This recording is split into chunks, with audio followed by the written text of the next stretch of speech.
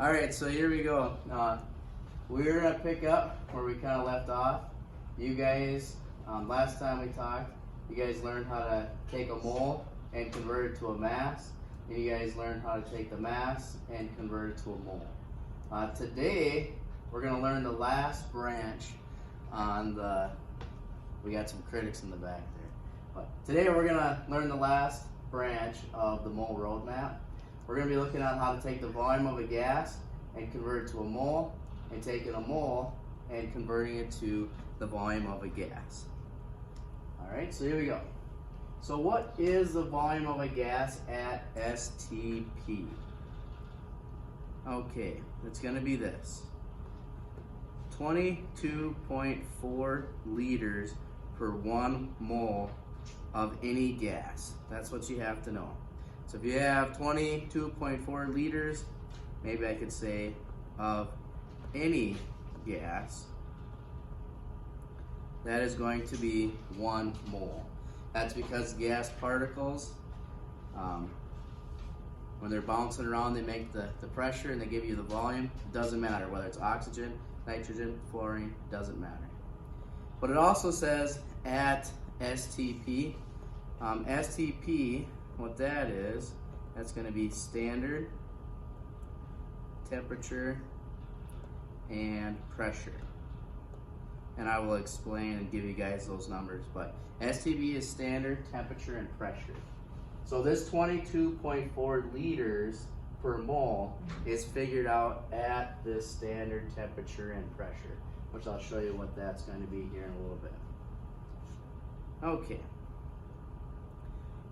So here's what it's saying, just kind of summarizing what I was telling you guys. At STP, 1 mole is 6.02 times 10 to the 23rd representative particles, and that's of any gas is going to occupy 22.4 liters. So this would be 22.4 liters.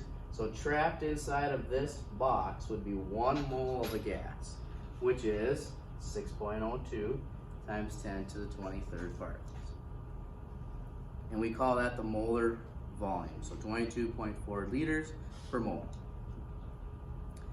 And it is per any gas. It doesn't matter what you guys have. If it's oxygen, nitrogen, fluorine gas, helium gas, hydrogen gas, it's based off of a volume. That's because they're just bouncing around. So there's a lot of space between them, so it really doesn't matter the size. Okay.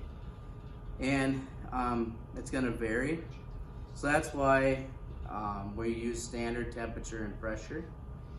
And like I said, I was going to get back to this. Standard temperature has been set at 0 degrees Celsius. The pressure is going to be 101.3 kilopascals, and or 1 atmosphere. So that's where this 22.4 liters is based off of that standard temperature and pressure. Because if you raise the temperature, this number goes up. Or if you lower the temperature, the 22.4 liters actually goes down. So when we do these calculations, we're going to assume that we have standard temperature and pressure.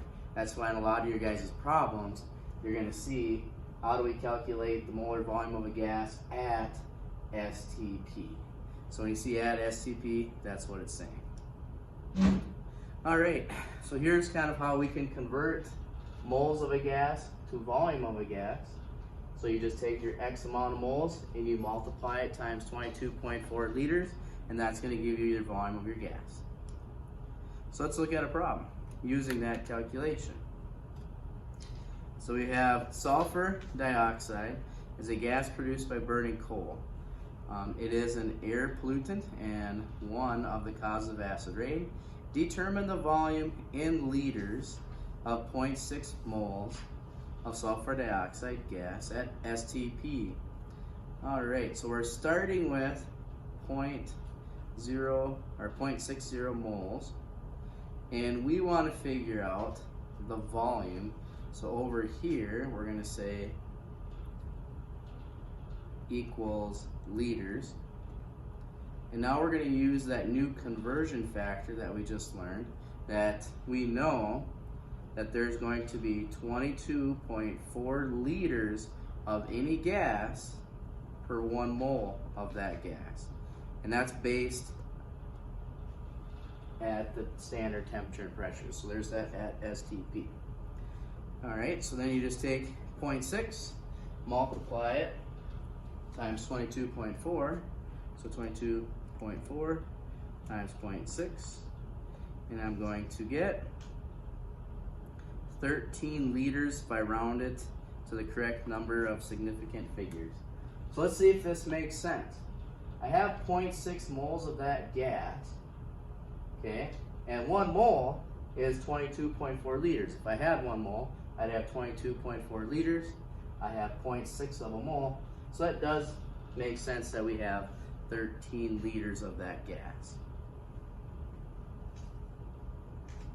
And actually, let's kind of go back so you guys can see the branch, see the big picture here of what we're doing.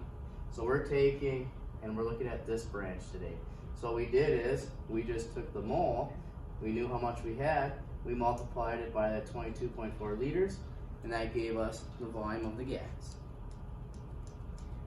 Okay. Alright, so let's try a couple more.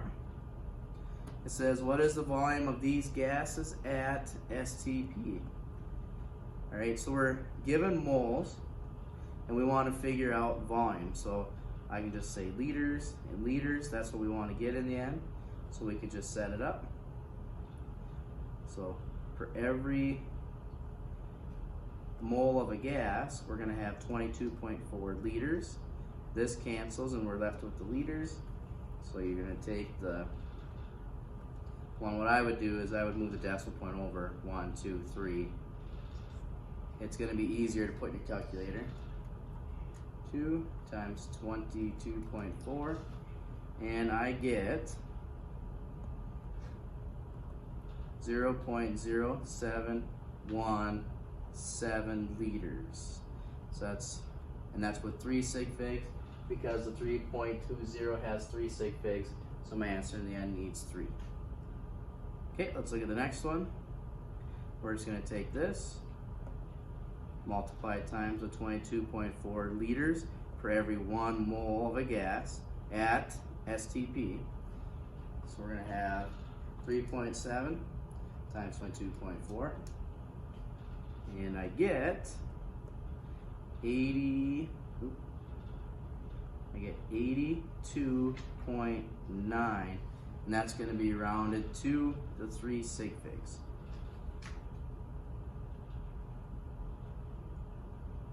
Okay, I think we could skip these ones, or at least A and B. Let's look at this one right here. This one's a little bit different, because this is just taking that times 22.4, take that one times 22.4. Let's look at this one. This problem's different. It says how many molecules are in 50 liters of carbon dioxide gas. So this time we're given 50 liters, and you know what, I'm going to make it 2 sig figs, so just put a decimal point there. So let's call, okay, we have 50 liters, and we want to get molecules in the end. We can do that. We first have to convert it to a mole, and then we're going to multiply it times Avogadro's number. So for this one, we're going to go 1 mole for 22.4 liters. That's the molar volume, so this cancels. So at that step we have moles, but we want molecules. And if you remember in the previous video, if we know how many moles we have, we can convert it to molecules by multiplying it times Avogadro's number. So I'm going to get molecules per 1 mole. So then the mole cancels, and we are left with the unit that we need, which is molecules. Alright, so plugging this into our calculator, we take 50, divide, because that's at the bottom, 22.4, and then multiply it times Avogadro's number.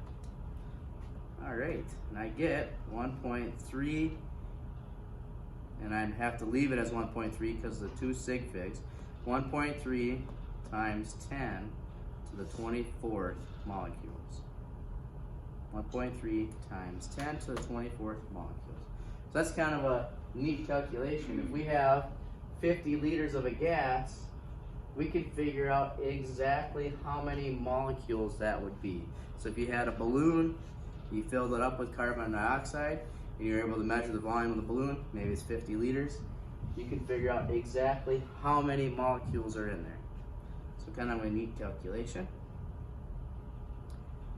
All right, and I think we're gonna end up skipping over this density because it's not really gonna be on the test anyway, so we'll skip over that. So this brings us up to kind of a general recap.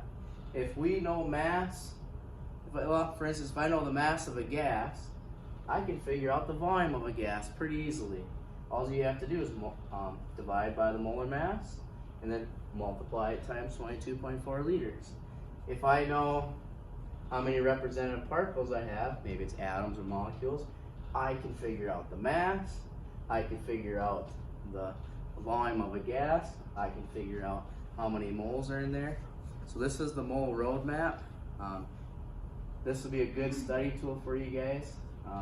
Obviously it's very useful for your guys' homework.